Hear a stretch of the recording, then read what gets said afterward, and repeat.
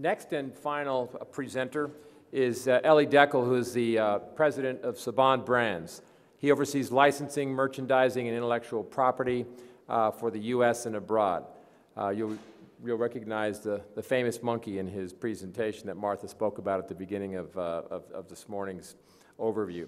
Most recently, Elie served as head of licensing and merchandising for 20th Century Fox, where he headed worldwide licensing, promotion, and consumer products marketing for many of the film and television ventures, including The Simpsons, Family Guy, Ice Age, so you'll have a lot of questions about that. During his tenure at Fox, they experienced 20% same-store sales growth in our language, and with revenues of $1.5 billion. So a meaningful business. And prior to that, Elie was an agent for creative artists, who we all are aware of, specializing in marketing, brand integration, and licensing. So please welcome Elie Dekel.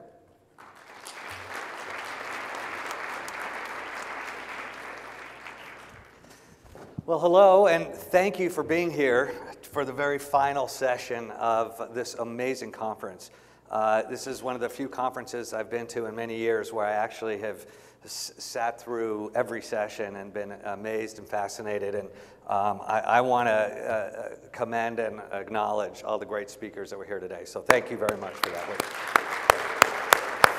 I want to talk a little bit about how we engage the consumer beyond the store, and we'll put that into sharp focus with Paul Frank, a brand that we are very proud to be the owners and operators of. But first, a little bit about Saban Brands.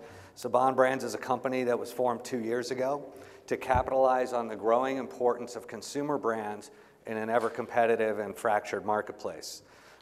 In so doing, we are first working on acquiring and building a portfolio of these brands, and immediately moving into action and working towards growth of those brands. Our core competencies relate from our ability to manage brands through content, media, and an international view, and then to extend those brands through numerous extensions and ultimately through partnerships with licensees. Many of those are manufacturers, partnerships with retailers who take those manufactured products and deliver them to our fans, the consumers. When we think about the brands that make sense in this business model, which is a rather interesting business model, because we're kind of taking everything we talked about these past couple days and looking at it from the lens of a brand. One of the things that is important to us is the authenticity of a given brand. We've heard about authenticity throughout the talks this week. And for us, a brand is authentic if it has been true to itself over time.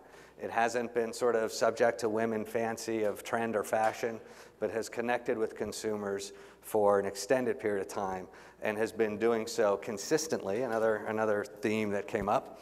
And for that, the list of labels and marks is very different from the list of actual brands. And how we distinguish those is part of how we approach our portfolio. We also look for brands that have the potential to extend into numerous platforms and numerous applications, and we look for brands that have passionate following. What does that mean? It means that for some reason, whatever it may be, the DNA of that property, the DNA of that brand has connected with a consumer base and has done so in a way that that consumer base really understands it, believes it, follows it, spends money on it, and seeks it out more and more. In fact, they'll even evangelize it. So in our model, passionate following is very important to our brand strategy. We've set Saban Brands up as a company that is primarily a full-service brand management and operations firm. I had the word transmedia there, which I scratched out and changed to omnichannel because I think that's the new buzzword. But we do look to brands that we can approach and platform on multiple different levels. We look at content and marketing and promotion as the voice by which we extend the brands. We have internal resources to develop that content, to produce the content. We look to extend the brands into new and interesting ways that the following, that fan base, will appreciate and perhaps be surprised and ultimately delighted by. And then we look to now, as you saw, everything now has a digital component. Certainly that is an aspect that we are embracing, but we also are active, not just digitally, but in more traditional media as well, as I'll point out. Creativity and design, core important attributes to brand expression, particularly at retail. So we bring that service and that capability in-house with designers and product development experts. And we work to nurture the extension of the brands, regardless of the application, to make sure that that brand lives up to the promise that its fans expect. We want to make sure that as we take our brands to the marketplace, that our fans really use the experience of purchasing and owning that item in such a way that it actually enhances their affinity for the brand, as opposed to dilute or perhaps draft off of their affinity. Of course, core to this type of business is a very strong trademark and licensing infrastructure to support and protect your brands. And unfortunately, today, when you're dealing with design and graphic brands, it's becoming increasingly common, increasingly easy to copy and ultimately to pirate product. And that happens especially on a global brand, on a global market. So we work very aggressively to identify those that are not truly involved with our property, but are perhaps deriving some benefit from. And that ultimately leads to the strength and the health of the brand long term. And we seek out best practices in collaborating with partners, using the best of technologies, looking for new systems. And I think another theme that we heard throughout the week is how do we keep evolving? How do we keep staying relevant, not just to the consumer, but to the way the consumer behaves and is adjusting and adapting their lifestyle. So that's what Saban Brands is all about. But enough about us. I want to talk about Paul Frank because it's a lot more fun. And one more slide. So we have two core brands that you may be familiar with. Paul Frank is one. It's a brand that we'll talk about in greater detail, but another brand that is in our portfolio and very active now is a brand called Power Rangers, a brand that our founder, Haim Saban, created 20 years ago, and that we just relaunched last year. And I'm pleased to say that in 20 years now, Power Rangers is now, again, the #1 boys action brand in the world.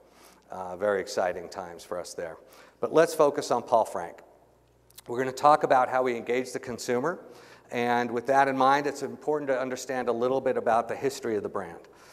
It literally started in a true entrepreneurial venture, and it wasn't even an entrepreneurial venture at the beginning. It was really a gesture.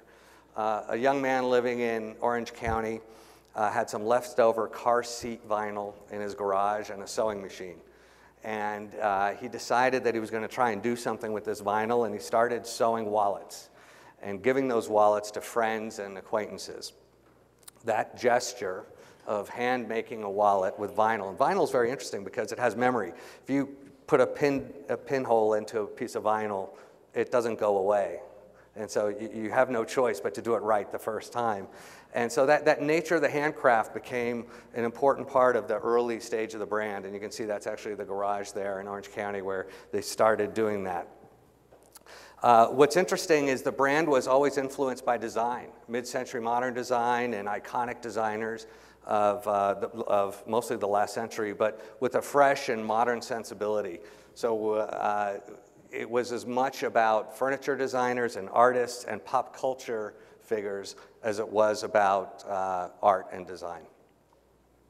The brand always strived to identify with cultural icons, and we still do that today.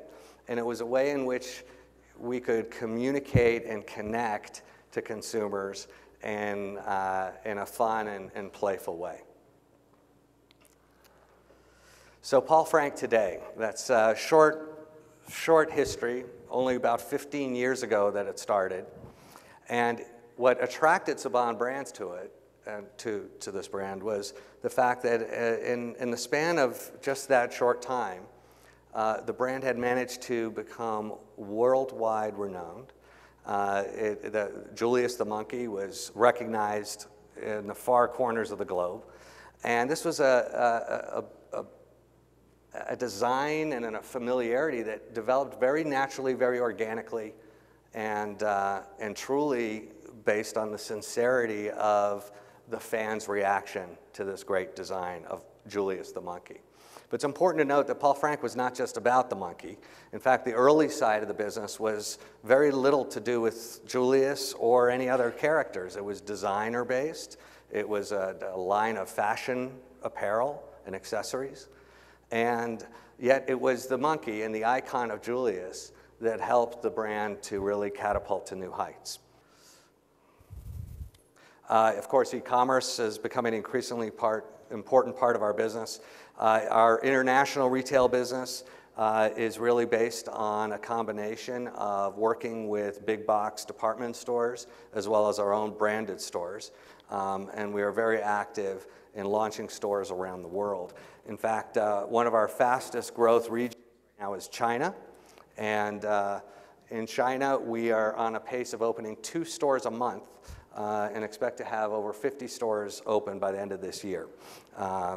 This brand has gone viral, if you will, in China over the past 2 years. And what's interesting about the brand in China is that it appeals now to young women in their 20s who are the primary consumer. And we have not even yet launched our youth or kids business there and are enjoying some really great growth. If you look at our stores, the stores become an expression of the brand itself, where we try to create an inviting environment that draws you in. It draws you in because of the color, it draws you in because of the whimsy, it draws you in because of the unique and quirky collection of products that are all connected to this brand. And that's part of the fun and the surprise that our fans have come to expect from Paul Frank. So beyond the store, how do we connect with consumers beyond the store?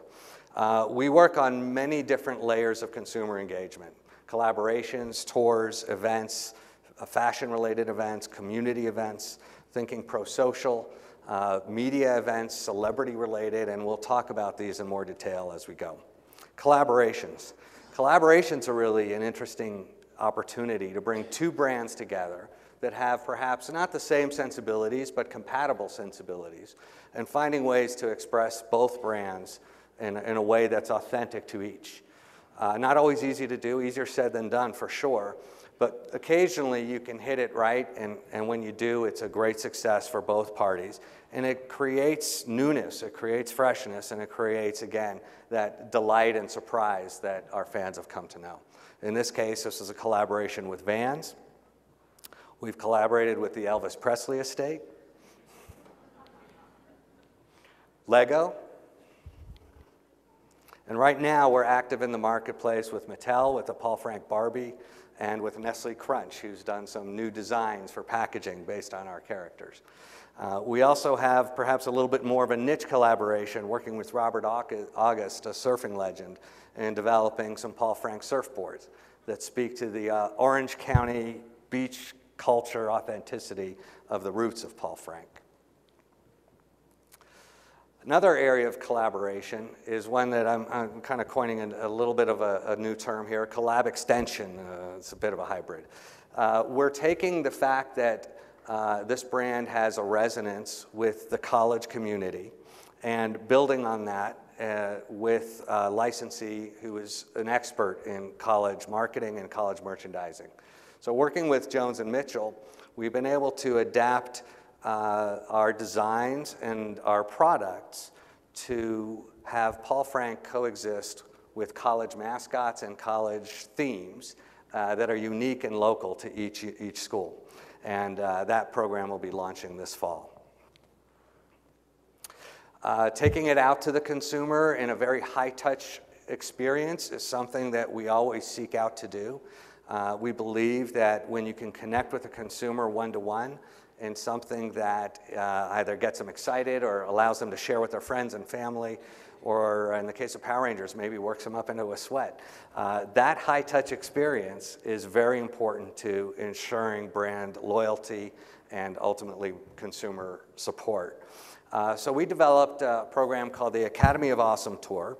We took a motorhome, converted it into a traveling showroom.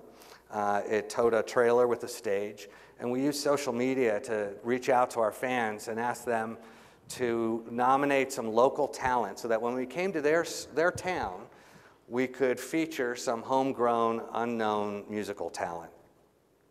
And so last summer, we visited 50 cities. We hosted family festivals where fans of the brand could come and attend and silkscreen their own shirts or play some games or do some sidewalk chalk art and then be entertained by local talent. We eventually took that program and over 100 acts performed around the country. We collated that down to the top 10, I think 12 tracks, and released a record on iTunes commemorating the tour. We're doing the same again this summer, and we'll be doing more of a college-based tour as we go to launch our college program. This type of engagement has a direct impact to what we're doing at retail. We don't sell any merchandise here, although this year we're reconsidering that. It really is just a way for our fans and those who may have familiarity but not really awareness of what we're all about. It gives them a chance to understand and hopefully embrace the brand as other fans have. In addition to that, you'll find Paul Frank visible in sometimes very overt and oftentimes many underground ways at music and art and film festivals around the country, around the world for that matter. And we look for interesting ways to engage, not just with the talent or the celebrities at those events, but with the fans themselves. And again, it allows consumers to see the brand in an environment that they're already passionate about, they're already excited about, and so we are able to integrate the brand into that as well. We participate in a range of fashion events, working in different segments of the business. This happens to be focused more on our juniors business, where we'll work with Teen Vogue and do fashion shows around fashion weeks. We'll do fashion night out events. And in fact, last year's Fashion Night Out event, the Paul Frank Party in Los Angeles, was written up as the most crowded and fun of all the fashion night parties. So we were very excited about that. So we weren't about the fashionista, we were about the fun and the frivolity of being out for a night in that environment, and it worked really well for us. Community charity events, also core to the brand, and so whenever we go into the marketplace with Paul Frank, we look for a connectivity to something local and hopefully something pro-social. And that could be related to the local arts community. It could be related to any related and appropriate cause. But we do tend to focus on art and creativity as a channel by which we convey these themes.